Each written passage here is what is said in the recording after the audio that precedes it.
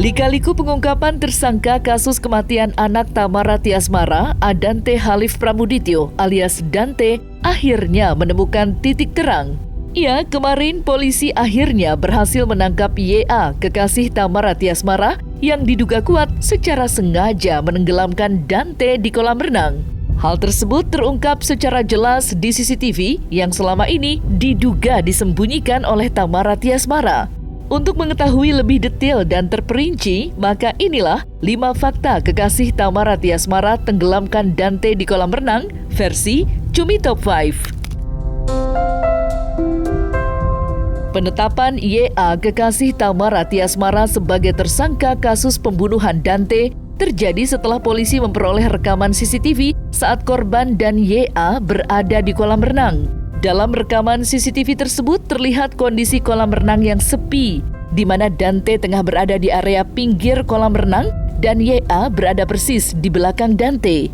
Sebelum akhirnya menenggelamkan Dante, YA juga tampak mengawasi keadaan sekitar. Lantas, seperti apa bukti CCTV yang diungkap oleh pihak kepolisian?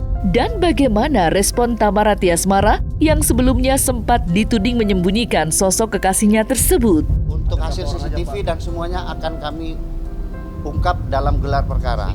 Karena untuk dilakukan pemeriksaan secara laboratoris, hasil sementaranya, hasil awal pemeriksaan CCTV tersebut, bahwa rekaman gambar yang berasal dari CCTV di TKP yang dilakukan pemeriksaan oleh tim ahli, dinyatakan videonya asli, tanpa editan. Jadi saya sampaikan bahwa mengenai status siapa orangnya silakan ditanyakan ke pihak penyidik, pihak kepolisian. Yang pasti dari awal pemeriksaan dalam proses penyelidikan sampai sekarang sudah naik ke penyidikan, udah diceritakan semua dari A sampai Z. Jadi kita tinggal menunggu konfirmasi, tinggal menunggu hasil. Dan saya tambahkan lagi juga tadi ada beberapa saksi yang sudah diperiksa untuk memberi keterangan lebih jelas. Saya nggak akan gerak, intinya kalau saya ngumpetin dia, saya nggak akan ada di sini.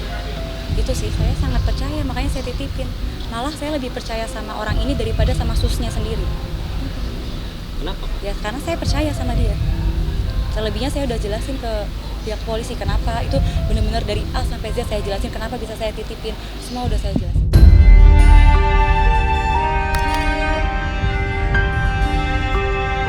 Sebelum kekasihnya diringkus oleh pihak kepolisian, Tamara Tiasmara mengaku jika dirinya tak memiliki praduga sama sekali jika sang kekasihlah yang melakukan aksi keji itu kepada anaknya Dante. Namun setelah kekasihnya resmi ditetapkan sebagai tersangka, Tamara Tiasmara sepenuhnya menyerahkan proses hukum kepada pihak kepolisian. Dengan demikian, apakah Tamara Tiasmara akan melanjutkan proses hukum kepada pelaku pembunuhan anaknya itu, sekalipun pelakunya merupakan kekasihnya sendiri? Tergantung proses hukumnya nanti sih. Pokoknya tetap aku pasrahin sama pihak kepolisian, hukumnya seperti apa, harus diapain, aku serahin sama kepolisian. Pokoknya proses kan harus terus berjalan ya. Ikhlas, tapi proses hukum harus tetap berjalan. Tidak ada sama sekali. Karena kan gak mungkin ya aku ibu gitu berani nitipin anak ke orang yang gimana gitu. Gak mungkin. Bukan loss, jadi pokoknya aku nitipin karena aku mau syuting dulu. Oh bentar ya 2 scene doang kok bentar ya gitu. Jangan renang dulu ya, aku gituin. Nah itu, aku jadi kayak kok tiba-tiba ya itu. Makanya ini yang lagi aku bertanya-tanya, kok bisa, emang kenapa? Nah itu aku mau lihatnya CCTV dulu gitu. Karena semua kan kejawab di CCTV. Aku mau lihat dari awal dia masuk sampai dia dibawa keluar tuh kayak gimana gitu. ekshumasi ataupun detail terkait dengan digital forensik akan disampaikan oleh ahlinya langsung. Karena untuk digital forensik akan dilakukan pendalaman secara detail, baik itu menit demi menit, detik demi detik. Nanti kami akan hadirkan ahli forensik dan ahli digital forensik dan ahli kedokteran forensik.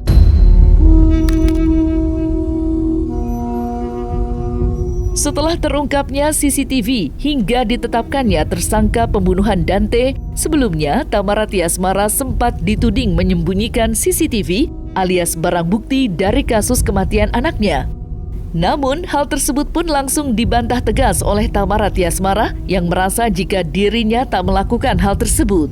Lantas, seperti apa klarifikasi Tamara Tiasmara yang sempat dituding menyembunyikan barang bukti? Untuk CCTV, awal kejadian namanya orang masih berduka, saya dipaksa lihat CCTV itu rasanya gimana gitu. Saya bilang nanti aja deh. Terus pas saya udah siap mau lihat, itu belum 7 hari itu. Saya udah siapin diri. Saya inget banget itu Rabu pagi. Dante meninggal itu Sabtu. Saya siap itu Rabu pagi mau lihat.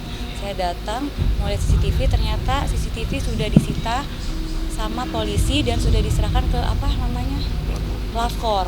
Jadi saya belum bisa lihat. Sampai sekarang akhirnya ada di sini, kita juga belum bisa lihat karena itu prosesnya. Jadi tidak ada saya menyembunyikan CCTV, saya tidak bolehin bapaknya lihat CCTV, itu nggak ada. Saya sendiri pengen banget lihat CCTV-nya. Yang tadinya saya nanti tunggu 7 hari, tunggu 7 hari. Pas saya siap ternyata udah disita polisi. Jadi tidak ada saya menyembunyikan CCTV, apalagi tidak ada saya menolak visum. Surat visum dibuat berdua oleh mantan suami saya, Angger. Itu saya buat berdua, Angger yang tulis tangan, saya cuma tanda tangan.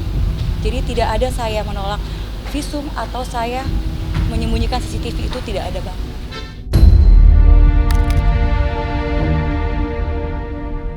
Tidak hanya dituding menyembunyikan CCTV, Tamara Tiasmara juga nyatanya sempat dituding menolak otopsi terhadap jenazah Dante. Namun menurut penjelasannya, hal itu ia lakukan atas persetujuan bersama mantan suaminya, Enger Dimas. Lantas, seperti apa tanggapan Enger Dimas terkait hal tersebut? Dan bagaimana pula bantahan dari Tamara Tiasmara yang dituding menolak otopsi jenazah Dante? Mungkin biar penyelidik aja kali ya yang memaparkan lah. Kalau saya untuk sekarang saya tidak bisa berandai-andai, tidak bisa menduga-duga juga, tidak bisa menyebutkan nama, tidak bisa memberikan informasi yang konfidensial gitu. Hari ini tadi juga sama yang pertama kita kesini ya kan? Pertama kali datang Kamis kesini. Tanggal 1 Februari. Sudah menyetujui Otopsi, dan surat otopsi itu dibuat bersama. Jadi surat itu ditulis tangan sama Angger dan ditandatangani oleh saya juga. Jadi bukannya dari sayanya sendiri yang menolak. Jadi pihak Angger juga dari awal menolak otopsi. Saya tidak pernah ada penolakan surat setelah saya kesini. Penolakan surat dibuat di awal dan itu atas persetujuan Angger juga. Bahkan itu ditulis tangan oleh Angger. Saya cuma tanda tangan aja dan itu berdua pada saat Dante meninggal. Hari H Dante meninggal, besoknya H+1 pas mau dikuburin, kita bikin surat itu berdua. Jadi tidak ada aku bikin sendiri. Ini suratnya berdua aku bikin, murni berdua. Surat yang dan secara tidak sadar namanya aku itu Dante abis dimandiin, polisi datang minta otopsi. Ibu mana yang tega gitu. Aku nggak kuat, bahkan Angger lihat aku nggak kuat, makanya dibilang kamu duduk, kamu tenang, aku yang nulis, kamu tanda tangan aja. Jenazahnya itu dibawa ke rumah sakit lagi, gitu pokoknya pikiran kami ya awam. Cuma ternyata bisa dilakukan di tempat, disiapkan tenda tertutup, dan ya polisi ya sesuai dengan kata-katanya sih, makan prosesinya juga sebentar gitu ya, dan memang timnya banyak dan Pak ahli semua. Mungkin dari setelah itu kan masuk ke Polda, nah alatnya katanya sudah diamankan di Polda untuk dijadikan alat bukti. Jadi sampai sekarang dari kemarin ingin melihat pun juga memang belum bisa dikasih lihat sama polisi, sampai mungkin ya akhirnya kita mau dilakukan proses ekshumasi dan otopsi ya demi melihat yang sebenarnya terjadi juga.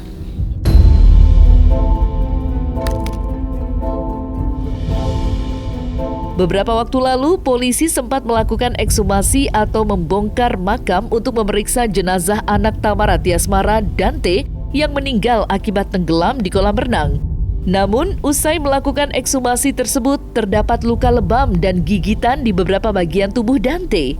Namun dalam hal ini Tamara Tiasmara mengakui jika hal tersebut merupakan perbuatannya. Lantas seperti apa klarifikasi Tamara Tiasmara terkait lebam di tubuh Dante? Wallahualam ya, saya kalau luka lebam itu saya kurang tahu ada luka lebam. Cuma memang ada yang bilang ada luka lebam, tapi kan waktu itu saya ikut memandikan ya. Yang saya perhatikan pada saat saya melihat memandikannya juga ada di sekitar tangan sama di sini sih, sebelah kiri sih. Iya di sini sih saya. Itu aku gigit-gigit Kak. Jadi birunya itu karena aku panik ya, kok nggak bangun-bangun. Kan kebetulan aku ada di rumah sakit pertama itu, aku udah nyampe. Pas dia udah pingsan tuh aku gigit-gigitin, aku tamparin, aku cubitin. Maksud aku biar bangun, biar respon. Ternyata enggak gitu. Jadi pas mandiin aku baru ngeh, pas dimandiin, oh bekas ya, ternyata gigi aku bekas di sini cubitan aku kayak gitu. Berbekas gitu. Itu aku sekuat tenaga banget tuh aku gigit sampai yang udah parah deh pokoknya aku gigitnya. Biar sakit gitu rasanya, biar bangun.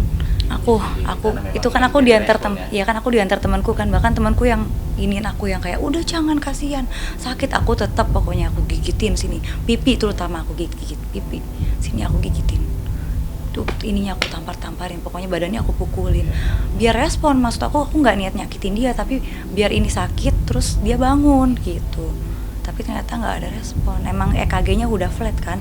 Nah aku lakuin itu gigit-gigitan setelah aku lihat EKG-nya flat, nggak terima, aku naik ke kasurnya itu, aku pangku, aku gigit-gigitin, aku tamparin, aku cubit-cubitin itu semua.